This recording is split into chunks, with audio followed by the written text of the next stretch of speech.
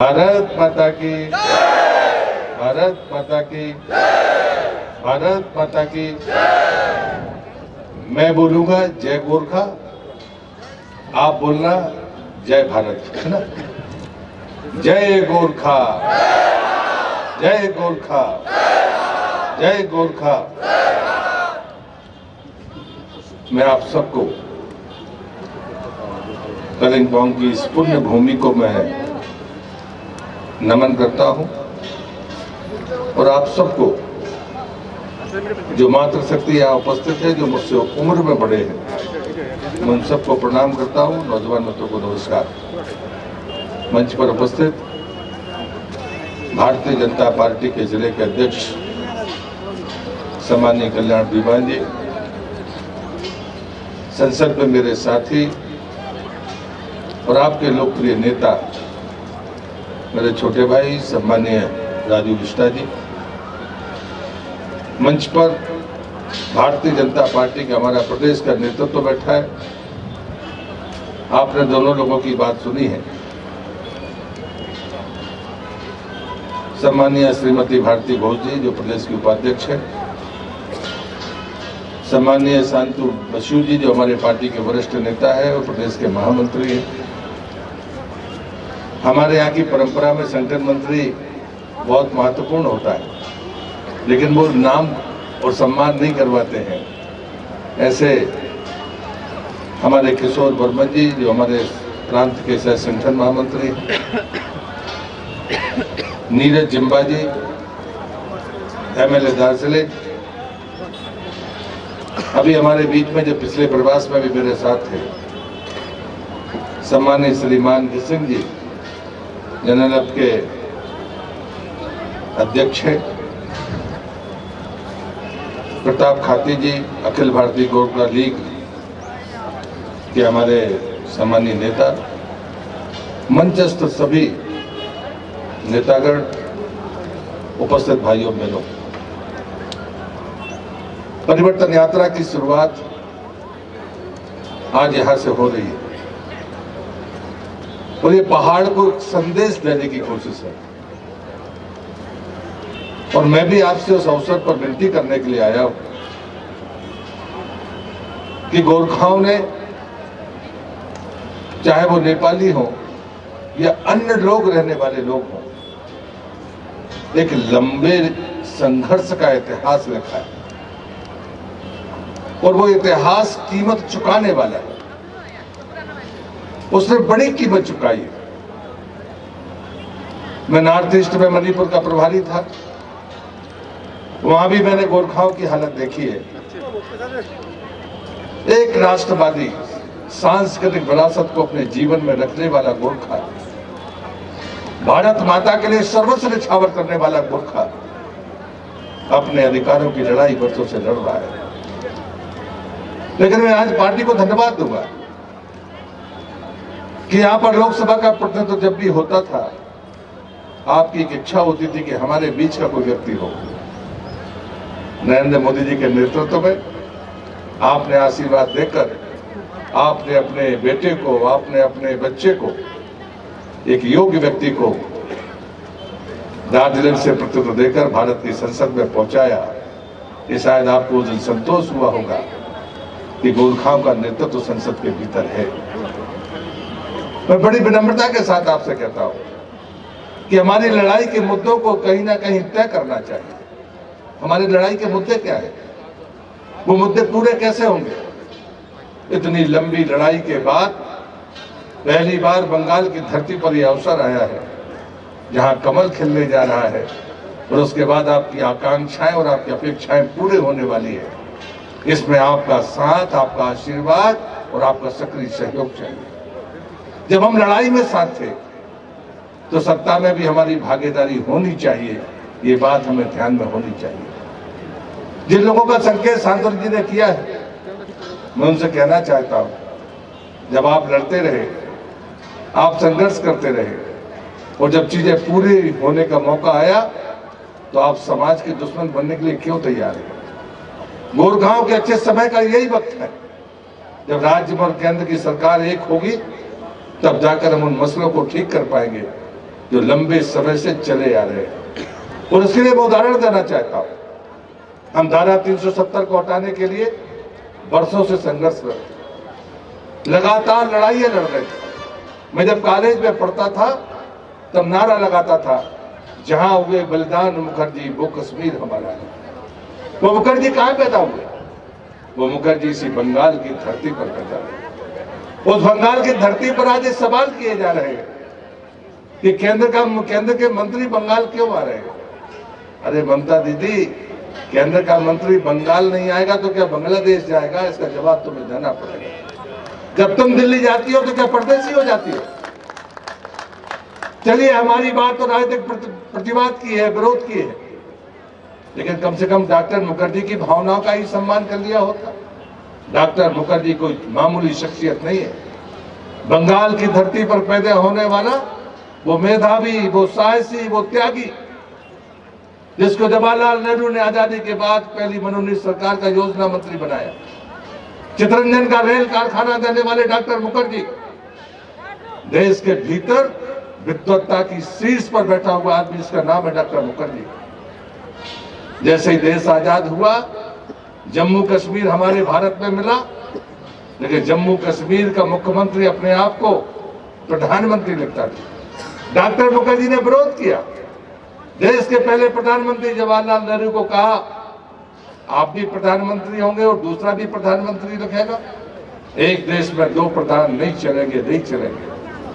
देश ने राष्ट्रीय ध्वज स्वीकार कर लिया, तिरंगा, लेकिन जम्मू कश्मीर में तिरंगा नहीं फहराया जाता। आजादी के बाद वहां पर जम्मू कश्मीर की रियासत का झंडा फहराया जाता था। डॉक्टर मुखर्जी ने कहा, एक देश में दो निशान नहीं चलेंगे, नहीं चलेंगे। देश की संसद ने कानून बनाया, जम्मू कश्मीर ने विरोध कर दिया। जो कानून संसद में पास होंगे वो जम्मू कश्मीर पर लागू नहीं होंगे। हर कानून के नीचे लिखा जाता था, जम्मू कश्मीर छोड़कर। मित्रों, मैं नौजवान मां भाइयों से कहना चाहता हूं, लड़ाई कितनी लंबी हो सकती है ये इसका प्रमाण है। जो लोग धीरज खोने वाले लोग हैं, मैं उनको कहना चाहता हूं कि मेरी इस बात पर गौर जरूर करना। डॉक्टर मुखर्जी ने सत्ता को लात मारी, मंत्री परिषद से त्याग पत्र दिया और जनसंघ के अध्यक्ष के रूप में ऐलान किया। उस समय जम्मू कश्मीर में परमिट लगता था। डॉक्टर मुखर्जी ने कहा कि मैं बगैर वीजा और परमिट के जम्मू कश्मीर में प्रवेश करूंगा, क्योंकि वो भारत का हिस्सा है। वो गए, उनको गिरफ्तार किया गया, जम्मू कश्मीर की जेल में उनकी शहादत हुई। आज तक पता नहीं चला कि वो स्वाभाविक मौत की हत्या थी, लेकिन उस बलिदान ने देश को परिणाम दिए। वहां के मुख्यमंत्री को गिरफ्तार किया गया और उसके बाद जो मुख्यमंत्री बना वो प्रधानमंत्री नहीं लिख पाया। इस देश में एक प्रधान हो गया, जो देश का प्रधानमंत्री होगा वही प्रधानमंत्री लिख पाया। उसके बाद वहां तिरंगा फहराया गया, वो दूसरी मांग भी पूरी हो गई, देश में तिरंगा फहराया जाने लगा। लेकिन तीसरी मांग अभी भी लगातार चलती रही थी। लेकिन जब उत्तर बंगाल के लोगों ने संसद के भीतर बड़ी संख्या में सांसदों को चुनकर पहुंचाया 2019 में, तो पहले ही सत्र में, और आप भाग्यशाली हैं कि आपके सांसद उस समय मेज थपथपा रहे थे जब हम धारा 370 को अलग कर रहे थे। ये बड़ी श्रद्धांजलि है डॉक्टर मुखर्जी को। 50 साल लग गए धारा 370 हटने में आजादी के बाद। आपकी लड़ाई भी पुरानी है। ये उदाहरण मैंने इसलिए दिया कि यदि आपको भरोसा करने लायक कोई नेतृत्व है तो वो सिर्फ और सिर्फ नरेंद्र मोदी जी का नेतृत्व है, जो गोरखाओं को उसका अधिकार देगा, उसका न्याय देगा। और ये बात हमें ताकत के साथ कहनी चाहिए, ये बात हमें जिम्मेदारी के साथ में कहनी चाहिए कि वो नेतृत्व जिसने पूरे देश में, चाहे प्रधानमंत्री आवास योजना हो, चाहे गैस कनेक्शन हो, चाहे बिजली का कनेक्शन हो, चाहे शौचालय हो, जब दिए, तो मैं आपसे पूछ रहा हूं और जो उन लोगों से जरूर पूछिए जो लोग सवाल खड़ा करते हैं, अरे हम दीनदयाल उपाध्याय के विचार को मानने वाले लोग हैं। हम सत्ता में रहे तो भी काम करते हैं, हम सत्ता में ना रहे तब भी हम काम करते हैं। मैं मध्य प्रदेश की धरती से आता हूँ, जहाँ लगातार हम लोग वर्षों से सत्ता में रहे। मैं पूछता हूँ, अगर मॉडल देखना है तो वहां पर जाइए। जो लोग हमसे सवाल करते हैं मैं उनसे कहता हूँ कि जहां हमारी राज्य सरकारें काम करती है वहां जाकर देखिए। मैं बंगाल में लगातार 6वीं बार उत्तर बंगाल के दौरे पर हूं। मैं जहां पर भी जाकर देखता हूं यहां पर न्याय दिखता नहीं। ये तो क्या पहचान है बंगाल की। मैं देश का संस्कृति मंत्री हूँ, मैं देश का पर्यटन मंत्री हूँ। पहाड़ पर आने के बाद में जब मैं महसूस करता हूँ कि क्या है, आज हमारी ये बच्चियां नृत्य कर रही थी, नेपालियों का नृत्य क्या है, ये तो फ्यूजन है। ये भी होना चाहिए। नई पीढ़ी कहीं ना कहीं मिक्स होकर अपनी संस्कृति का प्रदर्शन करती है, लेकिन संगीत कब उभरेगा, नृत्य कब सामने दिखेगा, आनंद कब होगा, जब शांति होगी। विकास कब होगा, जब शांति होगी। व्यापार कब होगा, जब शांति होगी। नृत्य कब होगा, जब शांति होगी। गान कब होगा, जब शांति होगी। लोग उत्सव में नाचते हैं, आनंद में नाचते हैं, भयभीत होकर कोई नृत्य नहीं करता। मैं संस्कृति मंत्री होने के नाते गर्व करता हूँ। जब मुझे अवसर मिला तो मैंने कहा कि वास्तव में नॉर्थ बंगाल का नृत्य नीचे होता है हमारे राजवाड़ी में, वो है चंडी नृत्य। इस बार 26 जनवरी के बाद राष्ट्रपति जी के यहाँ जो चाय का कार्यक्रम होता है उसमें चंडी नृत्य हुआ। राजू बिष्टा जी में सारे सांसदों को राष्ट्रपति बुलाते, जब वहां पर सांसद जा रहे थे, हमारा नेपाली सांसद तो एक ही था, लेकिन वहां गान बज रहा था, धुन बज रही थी, वो नेपाली थी। मुझे लगता है कि ये देश है, हमें अपने नेतृत्व के बारे में सोचना होगा। हमारे यहाँ छोटी छोटी पार्टियां काम करती है। किशन जी जैसे नेता यहाँ पर बैठे हुए, मैं उन सबसे भी विनती करूंगा, हमारी पार्टियां चले, हम नेतृत्व दें, लेकिन हमारा विचार राष्ट्रीय होना चाहिए। हमारी सोच, क्योंकि आने वाली पीढ़ी को अगर हमें रोजगार देना है तो निश्चित रूप से हम सबको मिलकर कोई ना कोई एजेंडा बनाना पड़ेगा। भारतीय जनता पार्टी ने तय किया है कि हम विधानसभा के स्तर पर घोषणा पत्र बनाएंगे, जिले के स्तर पर घोषणा पत्र बनाएंगे। हमारी सारी कोशिश होनी चाहिए इस यात्रा के बीच में जो भी समस्याएं हमारे सामने आए, हम मिल बैठकर उसके बाद उनके समाधान के रास्ते को चुनाव के पहले जनता के सामने दें, घोषणा पत्र के रूप में। क्योंकि भारतीय जनता पार्टी का घोषणा पत्र शपथ पत्र होता है। हमारे महामंत्री ने जो घोषणा की है वो घोषणा चुनावी घोषणा नहीं है। जो वादा किया जाएगा वो वादा पूरा होगा। और इसलिए मुझे लगता है कि समय काल पर मतभेद हो सकता है, कार्य प्रणाली पर मतभेद हो सकता है, लेकिन मैं संस्कृति मंत्री के नाते कह सकता हूं, जो बातें मैंने कही थी वो आज सारी पूरी हो रही है। मैंने कहा था कि राष्ट्रीय संस्कृति महोत्सव बंगाल की धरती पर होगा। यह ऐलान मैंने 1 साल पहले किया था और उसके बाद में कूच बिहार में हुआ, वहां तृणमूल धरने पर बैठ गई। मैंने कहा याद रखना, ये राष्ट्रीय संस्कृति महोत्सव है। तुमने राजवाड़ी का अपमान करने की कोशिश की है, लेकिन ये कार्यक्रम बदलेगा नहीं। ना अतिथि बदलेगा, ना समय बदलेगा और ना कार्यक्रम बदलेगा। आप उन कलाकारों का अपमान करना चाहते, उन लोग नृत्य करने वाले लोगों का अपमान करना चाहते, ये बर्दाश्त नहीं होगा। आखिरकार उनको अपनी गलती सुधारनी पड़ी और राजवाड़ी का वो कार्यक्रम ऐतिहासिक कार्यक्रम हो गया। आज मैं भाग्यशाली मानता हूं अपने आप को, जब मैं दार्जिलिंग में राष्ट्रीय संस्कृति महोत्सव की शुरुआत करूंगा, हम सब वहां मौजूद होंगे। मैंने कहा था राजू बिष्टा जी से कि जितने भी हमारे लोक नृत्य हैं, हमारे लोक गायन है, ऐसे लोगों को ये मंच मिलना चाहिए। ये मंच मिलता नहीं है। पहले दिल्ली में 7 दिन का कार्यक्रम होता था। राष्ट्रीय संस्कृति महोत्सव में जो भी ग्रुप, जो भी व्यक्ति अपना कार्यक्रम देता है, वो उसी दिन राष्ट्रीय स्तर का कलाकार हो जाता है। हमने तय किया है कि हमारे लोक नृत्य देश के सामने प्रस्तुत हों।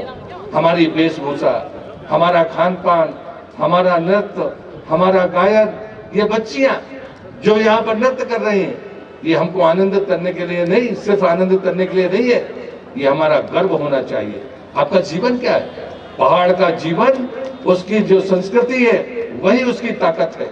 उसका नृत्य, उसका गायन, उसका भोजन, उसका पहनावा, उसकी अपनी पहचान है, उसकी अपनी साधना है।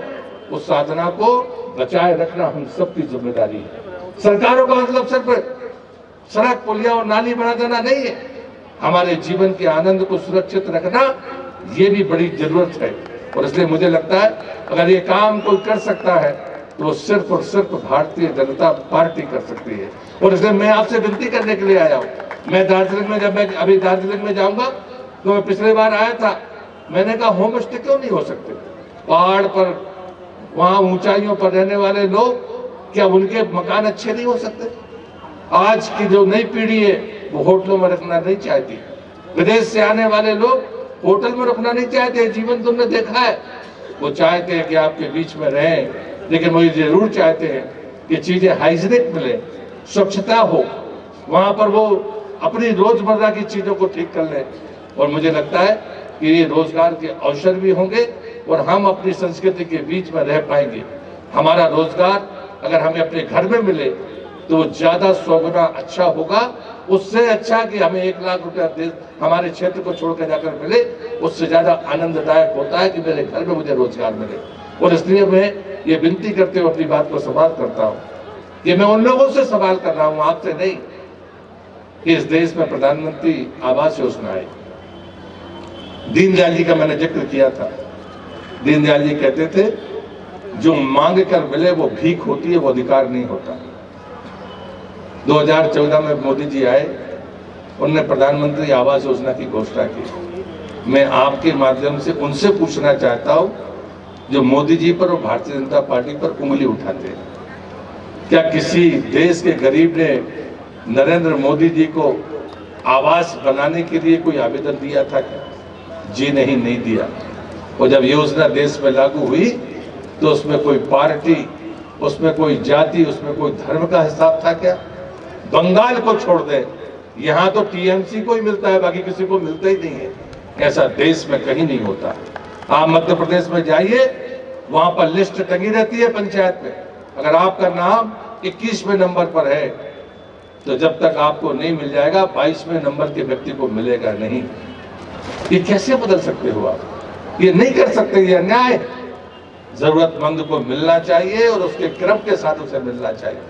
मैं पूछता हूँ, गैस कनेक्शन के लिए माताओं बहनों को पूरे देश में गैस कनेक्शन मिले, किसी ने निवेदन किया था? मोदी जी, किसी ने निवेदन नहीं किया। शौचालय के लिए किसी ने निवेदन किया था? जी नहीं, नहीं किया। और इसलिए मुझे लगता है कार्य की इस प्रणाली पर हम सबको गौर करना पड़ेगा। हमारा जीवन, मैं पहाड़ का जीवन साधक का जीवन मानता हूँ। बिना साधना के कोई पहाड़ पर रह नहीं सकता, ये बात आप तय मानकर चलिए। जो अपनी आवश्यकताएं कम करके रखता है, बाकी चीजों को मेहनत से कमाता है, उस साधक के जीवन को मैं नमन करता हूँ। मैं आज अपने आप को भाग्यशाली महसूस करता हूँ कि मुझे आपके बीच में अपनी बात रखने का मौका मिला है। पर आज समय की मर्यादा है, यात्रा को पूरा दिन पूरा करके फिर से इसी स्थान पर वापस आना है, इसलिए मैं लंबी बात ना करते हुए यहीं पर अपनी बात को समाप्त करता हूं और आपसे यही विनती करता हूं कि एक बार उसी जज्बे के साथ, उसी साहस के साथ, उसी चरित्र के साथ एकजुट होकर भारतीय जनता पार्टी को अपना समर्थन और आशीर्वाद दीजिए। मैं उन लोगों को कहना चाहता हूं कि अभी भी वक्त है संभलने का, अब संघर्ष का रास्ता नहीं, अब हम सुख हो आनंद के साथ अपने अधिकारों को पूरा करने के लिए इस प्लेटफॉर्म के भीतर आए और भारतीय जनता पार्टी को ही अपना आशीर्वाद देकर एक क्लीन स्वीप का रास्ता अपनाए, ताकि राष्ट्रीय राजनीति में हम सबका एक योगदान हो। ये कहते हुए अपनी बात को समाप्त करता हूं। आपने मेरी बात शांति से सुनी, बहुत बहुत धन्यवाद। भारत माता की जय। को घर दोकान बनाउनको निम्ति टोटल समाधान, बजार भाव भन्दा हाम्रो यहाँ सस्तो दाम। घर दोकान मकान गोदाम बनाउनका निम्ति टिन प्रोफाइल सिट, रंगीन टिन, पाइप आदि टिनको सामानको नयाँ दोकान। टिन लगाउनको निम्ति हामी कहाँ मिस्त्री पनि उपलब्ध छ। महावीर स्टिल, 3rd माइल भेगा मलको अगाडि 4थो कम्पाउन्ड, सेवोक रोड, सिलगढी। सम्पर्क नम्बर 9709 970981।